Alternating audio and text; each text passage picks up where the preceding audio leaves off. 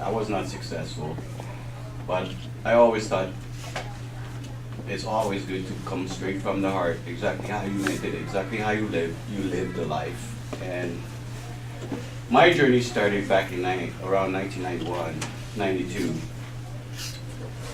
I'm from Haiti originally, and I was quite the trouble kid. I probably still have some of that left in me. I came to Pop's house because I was on my way actually back to Haiti. I was being shipped back because I wasn't, I wasn't the nicest young man. Like I used to like to bug people, get in a little bit of trouble here and there. So I had developed my, how do you say it? I had developed my way of life already. So I've had to, I've lived on the street, so I've learned different things on how to get about life. So when I came to Pops, I had all my bad habits. And the first thing I started learning was he was a no-nonsense type of fellow. As far as I come to understand, it's like you had to do what he says when he said it. Otherwise, you would get the eye. I remember the eye in the smile. Like, it's like when he's telling me to do something and I didn't do it. He doesn't come out swearing. He doesn't come out shouting, but there's that look that it's like you just know that you messed up. And those were probably some of the hardest treatment you could get, right? Because it's one thing to say a lot of things, but it's one thing to say nothing, because inside your boots you're shaking because you don't know what you got to deal with. And I am extremely grateful because a lot of y'all here probably have, grow up in a family structure and everything, so you got to appreciate what it feels like to grow up day in, day out with your mom or dad or whatever like that.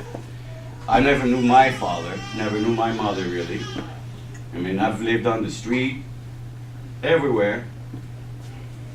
But my first chance to a foundation was when I actually arrived at 59 Orchid Crescent.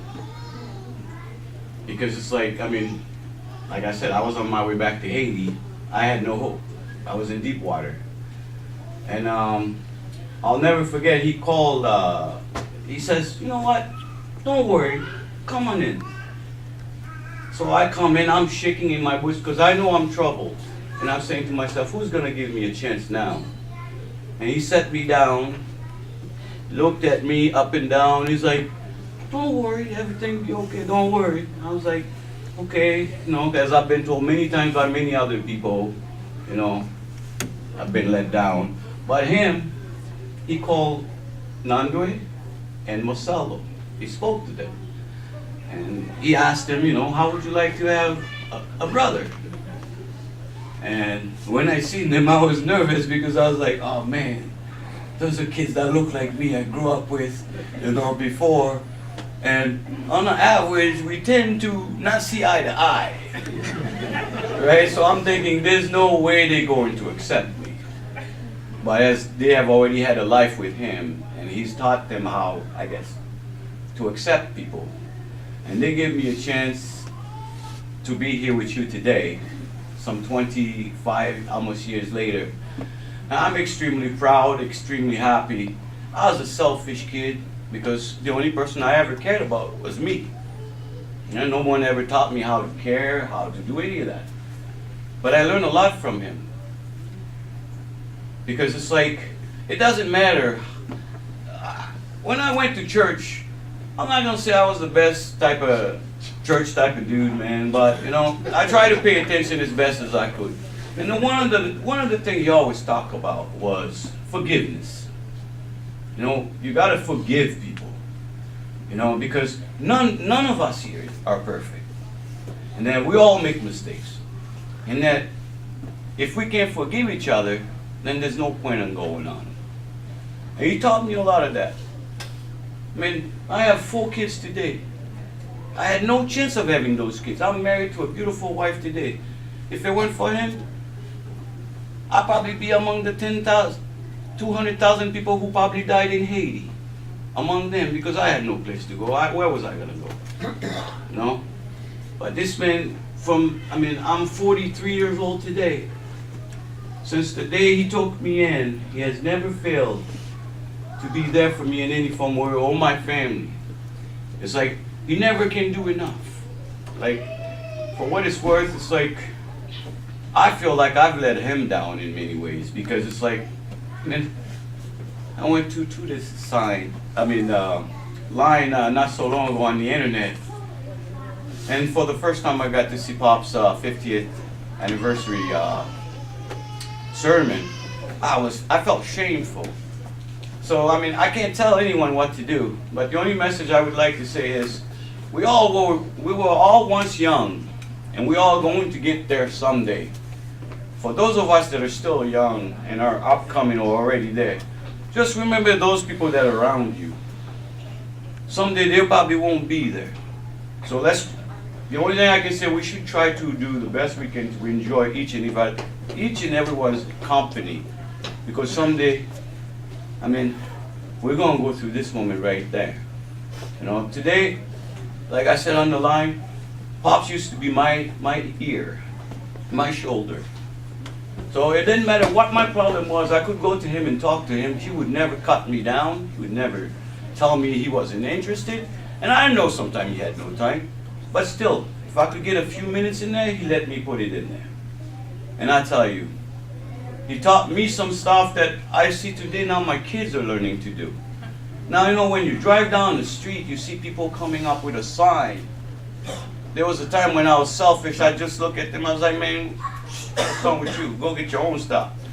But I see my son pull out his only few dollars and give to these people. I know exactly where that knowledge came from. It came from Pops, because a lot of the time we don't have the greatest life at time, but he always made sure. If my electricity was cut, he made sure that we could get it back on. Why? I was like, and I'll never forget when, one day he comes over to the house, we were having a birthday party, he's like, I know you're strong-minded, you seems like what it is that you want in life. But I am your father. And if you need help, I am here for you. Because I've always thought that, I can do it. He's giving me a chance, I can do the rest. But he always made me feel like I am a member, I am a part of him. And for what it's worth, I don't think I've ever met anyone in my whole life who's as selfless as this man. And I call him a man because that's what he was. The greatest man of many achievement. And there's nothing more I can say other than I only wish he was here, but you know what? We all have to go to the heavens some days. I'm just grateful that he left such a congregation behind, and that he has so much people who cares about him and he cared about. He like you said, he never says no to people. Never. No, we'd be sitting at the supper table eating, the phone call comes. Who is it? Oh, it's this charity. What do you want? He's like, what can I do for you? Next thing you know, he's like, okay, I will send this much for you. It was nothing for him. And if you look at me today, I look nothing like Pops. Because all that crap meant nothing to him. And that's the thing that I took from him, even though that might have been me. But I learned from him that you can be much more without all the glamorous, all the things. It's just that some of us do it because we like to look good. But he didn't care about stuff like that. And I learned from that. And I'm hoping that I continue to learn and continue to try to do some stuff along the line of what he did. I'm not great at it, so I have one thing I would absolutely love to ask if there are anyone who might be interested in this. We can't let this name die. Not that it would ever. But I would love and appreciate if there are anyone here who would be interested in continuing his name and by starting some sort of charity fund or something, so that we can keep on helping on his behalf as he has done for so many years throughout his life. And if there are some people who are accepting, I'd be more than happy to take names, so we can make this thing happen so that his name keeps going on, and every time another kid like myself, like Nando, like Marcelo, like many other people that he's helped throughout the city get a chance to do something that otherwise they wouldn't, they'll at least remember him. If, you know, the name will pop up and they'll remember, oh yeah, we know him, or he was the greatest man, and he still is. So I thank you guys all for being here, for coming, and for accepting me in this congregation, because a lot of y'all were here well before I was. So I thank you very much.